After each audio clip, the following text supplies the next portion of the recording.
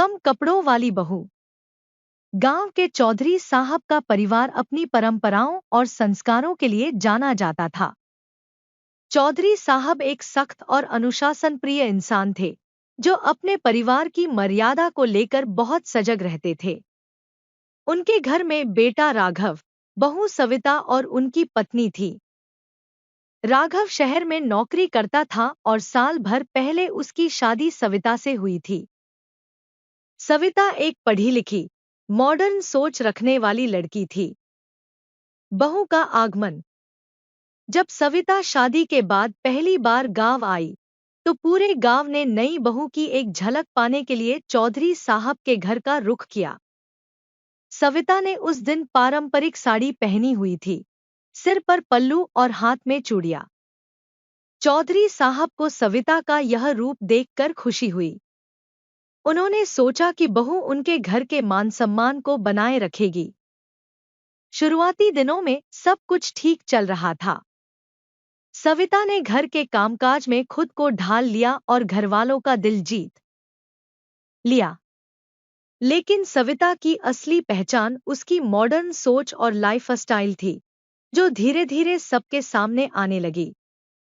बदलाव की शुरुआत। कुछ महीनों बाद राघव और सविता शहर लौट गए। वहां सविता ने अपनी मर्जी से कपड़े पहनने शुरू कर दिए। वह वेस्टर्न कपड़ों में ज्यादा कंफर्टेबल महसूस करती थी। राघव को इससे कोई समस्या नहीं थी, बल्कि वह खुश था कि उसकी पत्नी अपनी पसंद के कपड़े पहन रही है। लेकिन एक दिन चौधरी साहब ने अचानक शहर जाने का फैसला किया। बिना किसी पूर्व सूचना के वे राघव के घर पहुंच गए। उस दिन सविता ने एक मॉडर्न ड्रेस पहनी हुई थी, घुटनों तक की स्कर्ट और टॉप। चौधरी साहब ने जैसे ही सविता को देखा, उनके चेहरे का रंग बदल गया। टकराव की शुरुआत। ये क्या पहना है बहू? चौधरी साहब ने गुस्से में पूछा। सविता ने विनम्रता से जवाब दिया, बाबूजी, ये मेरे लिए आरामदायक है। शहर में ज्यादातर लोग ऐसे ही कपड़े पहनते हैं। चौधरी साहब का गुस्सा सातवें आसमान पर था। उन्होंने राघव से कहा, तुम्हारी माँ ने और मैंने तुम्हें संस्कार सिखाए थे, लेकिन तुम्हारी पत्नी तो इन सब की परवाह ही नहीं करती। बहू का काम है घर की मर्यादा बनाए रखना, लेकिन ये तो हमारी नाक कटवा देगी। राघव ने शांत स्वर में कहा, पिताजी, कपड़े किसी के चरित्र या संस्कार का प्रमाण नहीं होते।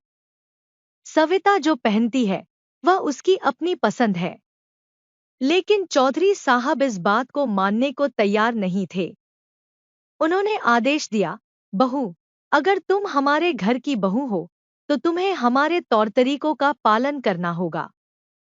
गांव में आओगी तो साड़ी पहनोगी, और शहर में भी मर्यादा रखनी होगी। बहू की मजबूरी।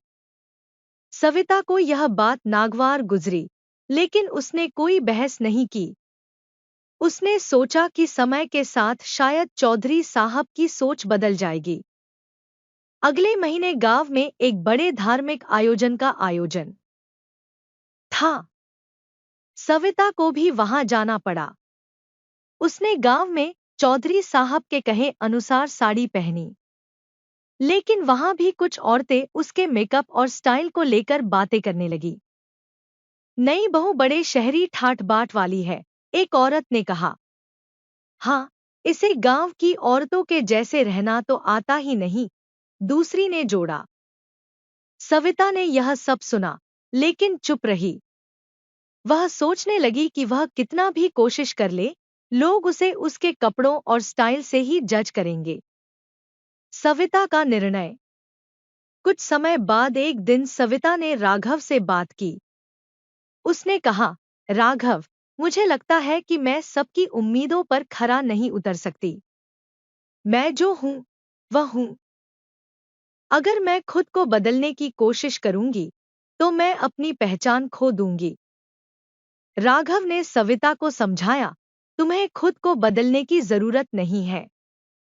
अगर लोग तुम्हें नहीं समझ सकते, तो यह उनकी समस्या है, तुम्हारी नहीं। हम अपने परिवार से बात करेंगे और उन्हें समझाने की कोशिश करेंगे। अंततः समझौता। राघव और सविता ने चौधरी साहब से दोबारा बात की। इस बार राघव ने अपने पिता को यह समझाने की कोशिश की कि समय बदल गया है। समाज के नियम और परंपराएं भी बदल रही हैं। चौधरी साहब को यह बात हजम करने में समय लगा, लेकिन उन्होंने महसूस किया कि बहू की खुशियां उनके परिवार के लिए ज्यादा महत्वपूर्ण हैं। उन्होंने सविता को स्वीकार कर लिया जैसे वह थी। अब सविता जब गांव जाती तो अपनी मर्जी के कपड़े पहनती। धीरे धीरे गांव के लोग भी उसकी आधुनिक सोच और व्यवहार की प्रशंसा करने लगे। कहानी का संदेश। कपड़े किसी व्यक्ति के चरित्र या मूल्यों का मापदंड नहीं हो सकते। हर इंसान को अपनी पहचान और स्वतंत्रता के साथ जीने का अधिकार है। समाज को बदलाव स्वीकार करना चाहिए और लोगों को उनके गुणों के आधार पर जज करना चाहिए, न कि उनकी पसंद नापसंद पर।